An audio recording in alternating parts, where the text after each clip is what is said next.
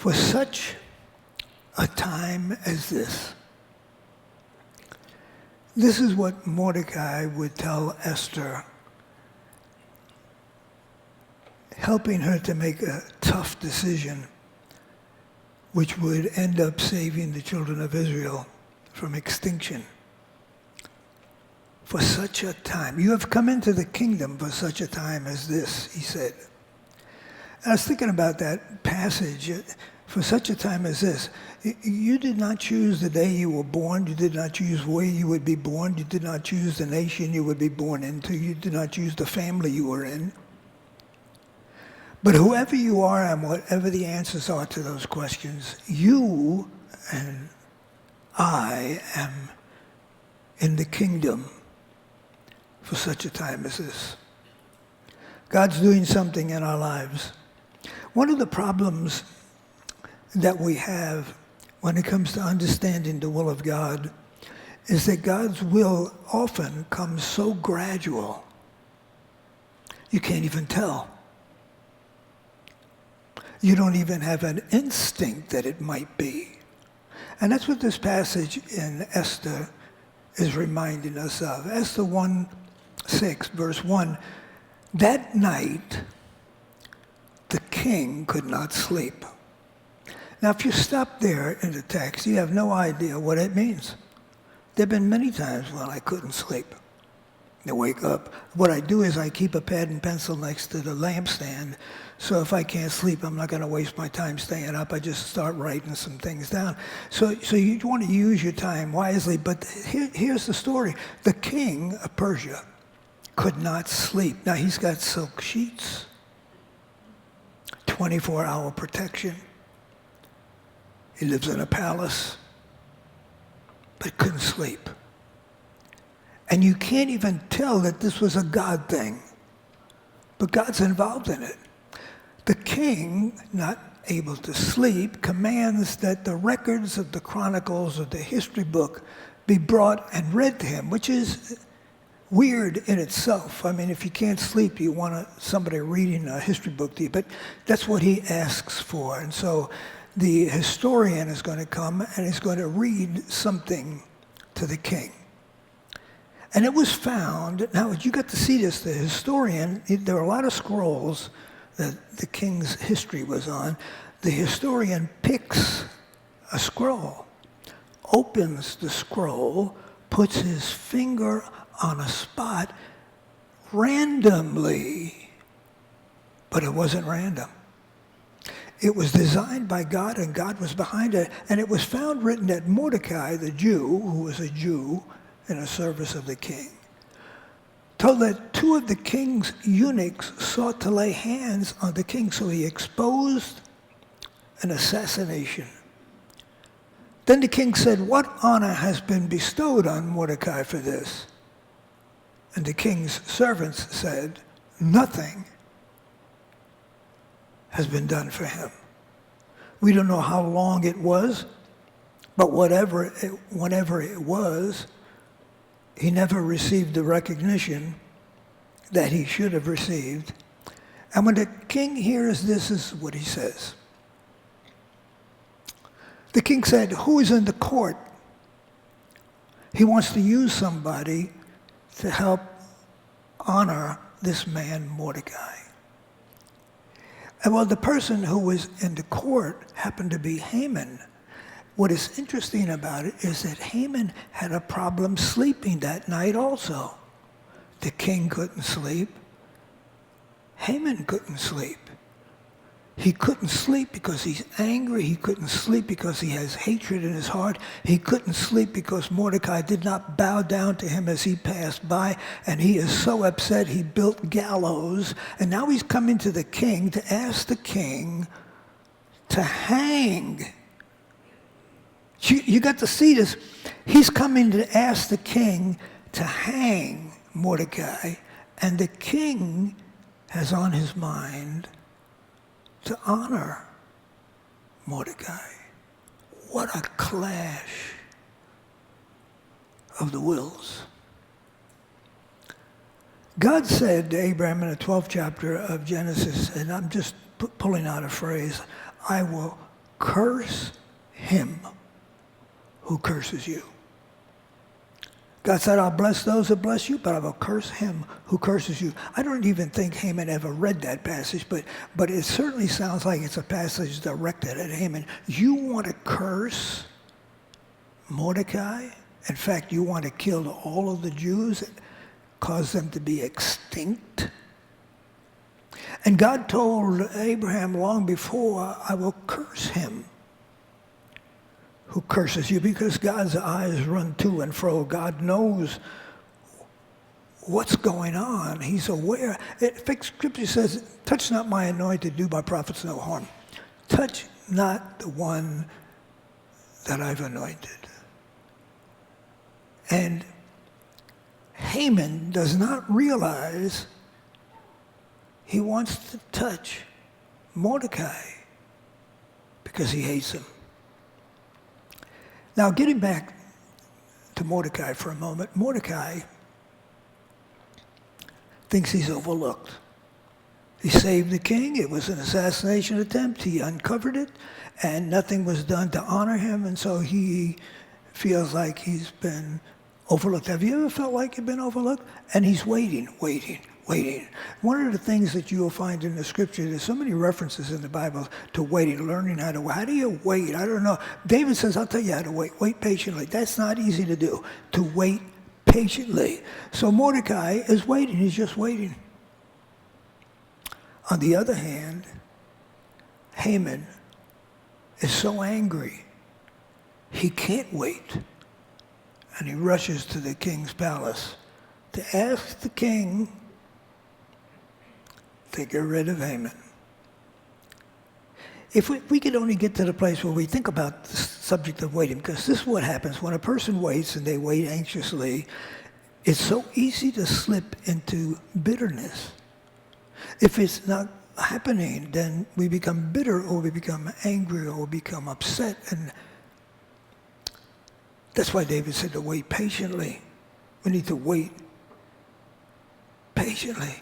And we need to know this. In the back of my mind, we need to know that God is moving by his Spirit, moving all over the earth. While you're waiting, he's working. Signs and wonders when God moves. Move, O Lord, in me. I wonder how Moses was feeling while he was in the wilderness for 40 years waiting. I wonder how Joseph would have felt when he was in prison for 2.5 years, just simply waiting, had no idea what's going on. Waiting, pacing. And all the while the waiting is going on, God is moving. You got to have faith to sing that chorus. By his Spirit, moving all over your earth, your situation, your set of circumstances. Signs and wonders when God moves. Look for them. Sometimes it's difficult to see the sign because, like the king at the beginning, he could not sleep. He had no idea what that was a sign, but it was a sign of God. And then the historian comes and he reads a passage of in the history that brings a reference to Mordecai. He still didn't have any understanding. Well, what kind of honor was given to him? None. Now the thing starts to form and take shape. Sometimes God gradually brings to our attention what needs to be done, because he's moving by his Spirit. And I was thinking about this passage, and I was thinking, there's so much waiting going on. Mordecai is waiting, and Haman is waiting. He's waiting to finish building the gallows that he built to hang Mordecai. And I almost see God in heaven saying, well, is he done yet? No, he's not done. He's okay, now we can begin. Sometimes even God is waiting for certain things to take place in order for him to do what he needs to do. God has got everything under total control. He knows what's going on. So the gallows are built. And here's the setup. The king calls Haman into the palace throne room and says, what would you do if you wanted to honor a man? Now, Haman thinks this is just the king's way of getting me to tell him how he should honor me. So he said, well, what we need to do, we got to get a robe and put a robe on him and find a horse and put him on the horse and parade him through the city and say to the people, this is what the king does when he wants to honor a man. And the king said, you do that for Mordecai.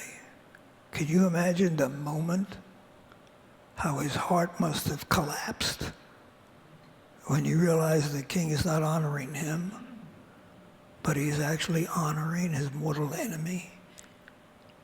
And by the way, not only is God going to honor Mordecai, but all that we read in the 6th chapter is not just done for Mordecai.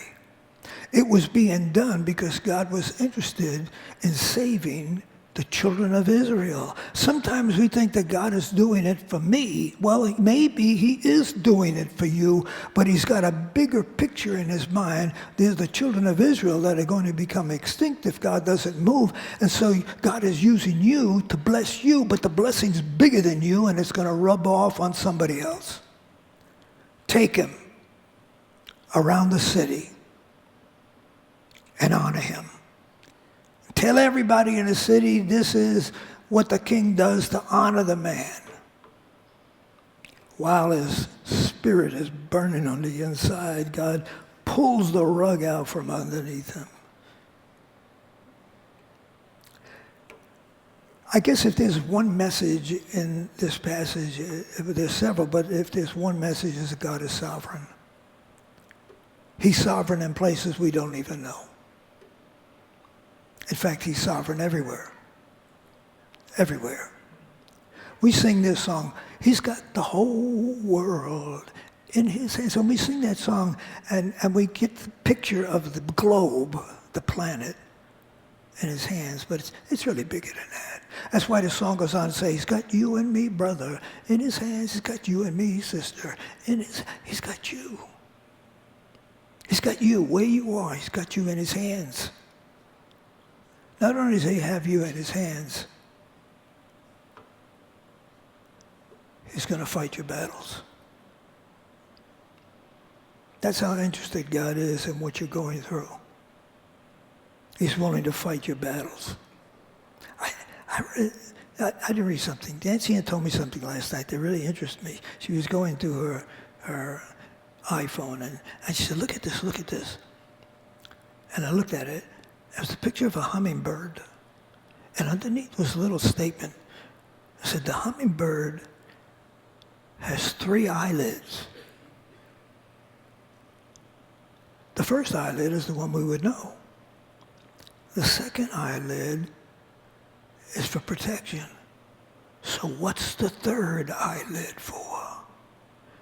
It's because the hummingbird flies so fast and makes such turns that God created in the hummingbird a third eyelid to protect it.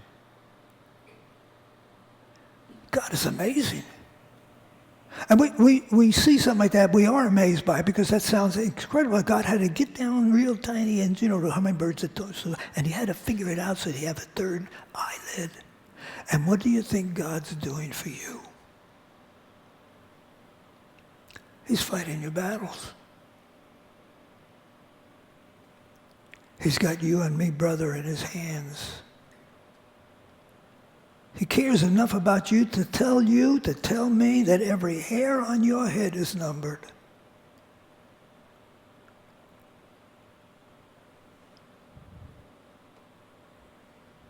What an incredible thought. God is so careful in his design for a bird, and we so easily forget that he's that careful, if not more, for what we're going through. He cares. Science screams he cares.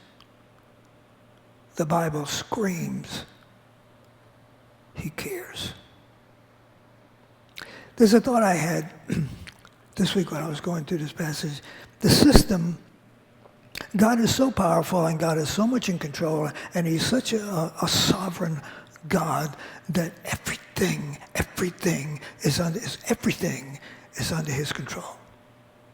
And I thought about something I read years ago. It was a judge in Richmond, Virginia, who used to keep loaded dice in the courtroom. And if somebody came into the courtroom and he offended in some way, and the judge decided he had to spend so many days in jail, he called for the dice. The defendant doesn't know what's going on. The judge is asking for the dice. And so the judge throws the dice, and the dice is loaded because the judge knows exactly how many days he's going to spend in jail. That's how certain God is about our lives. And our waiting, he knows exactly how long. I can imagine Moses in the wilderness for 40 years saying, when am I going to get out of this? In his time. Can we sing that? Lord, it's hard for me to say, in your time. The system is loaded. It's rigged. When you pass through the waters, I'll be with you. You're going to go through the waters. You're going to see the waters, but I'll be with you. When you pass through the fire, I'll be with you. You don't see me there, but I am there when you're in the fire. And then the psalmist goes on to say in Psalm 139, he says, even though I find myself, of all places, in hell, there you are. I think about that and I say, I know what the word hell, it means soul, it means the grave, it means even in death. But I was thinking of it this way, even when I go through a mess, God is there. You can't go through anything that God is not there. The reason is because the system is rigged. God's in total control of what it is that's going on. It doesn't look like he's controlled because we see so many things that go helter-skelter this way and that way, up and down, and we don't realize that God is totally in control of what's going up and what is going down. And those protests that go on and the violence, God's in control. Everything.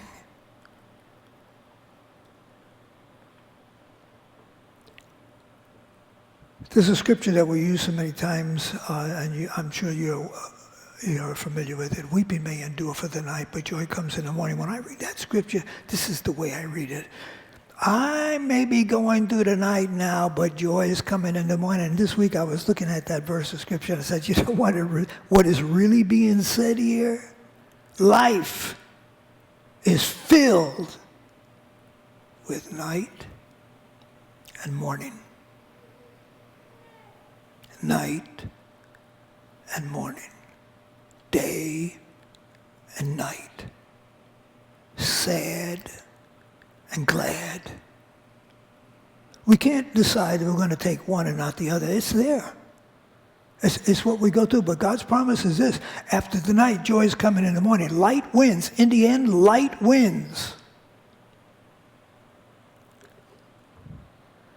Because the morning is coming.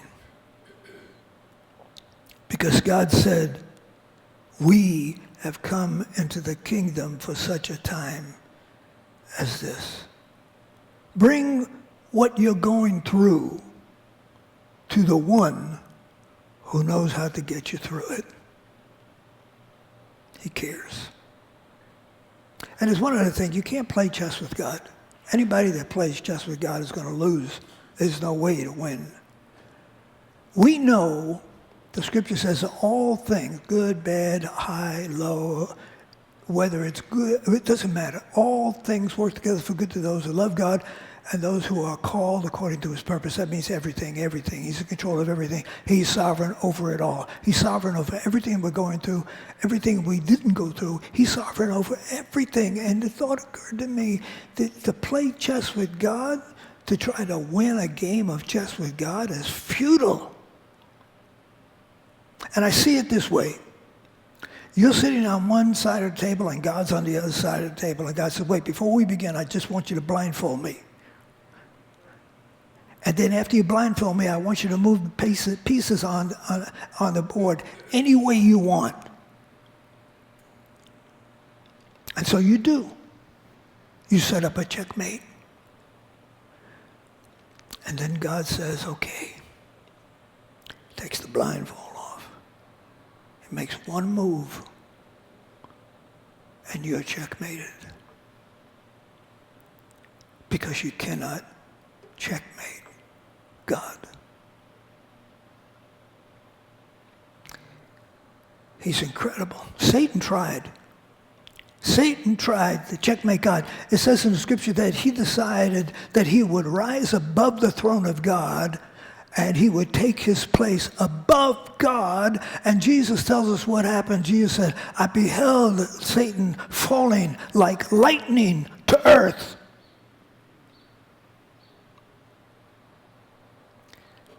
Because you can't checkmate God. It is so complete that God even can control bad things.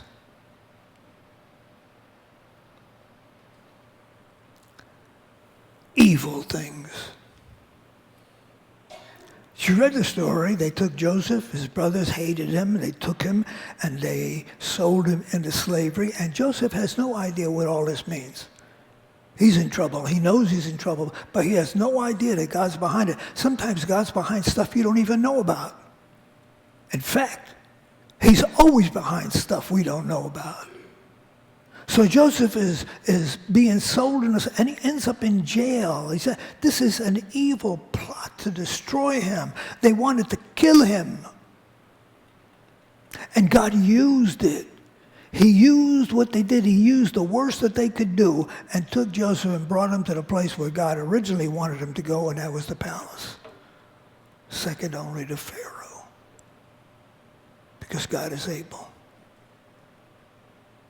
I guess we come to church to hear in so many different ways, God is able. And in his time, he makes all things beautiful. How is God going to get little baby Moses in a basket placed in the Nile where the crocodiles are? How is God going to rescue that innocent, helpless child? You know the story. They put him in the basket and put him by the reeds. And Pharaoh's daughter came out and heard the baby cry. She looked inside the basket and fell in love with the baby. And a baby that would have been thrown to the crocodiles to die was brought to the palace to be adopted by Pharaoh as a child. That's how God works. He takes impossible things. So why can't God take what it is we're going through? Impossible things. And make them possible. Why can't God take you from wherever you are and take what is impossible and make it impossible? You know, you used to watch the movie entitled Impossible. What's the name of it? Yeah. He takes the impossible and it's not a movie, it's the real thing, you know. He takes what's impossible and makes it possible. That's God. That's your God. That's our God. He belongs to you. He belongs to me. He is sovereign. He's over everything. He's got the whole world in his hands, and he's fighting our battles, and we don't even know it. Behind our back, God is fighting our battles. And could you imagine somebody, like kids sometimes is, Dad, my toy is broken. And so Dad starts to fix the toy, and the child says, no, let me do it. No, you can't do it. That's why you brought it to your father, because your father could do it. Sometimes God is fighting our battles, and we say, Lord, I'll take over from here. Let him do what he does. In his time. Such a simple message. How come it took me a whole week to get it? In his time, he makes all things beautiful in his time. Lord, please show me every day as you're teaching me your way, that you do just what you say in your time. What did he say? What did he say? If he said it, you should have read it. Because if you read it, and God said it, he meant it. And after everything is said and done, it comes out this way, in his time. Let's sing the chorus. This altar is open. I have to pray with you. In his time.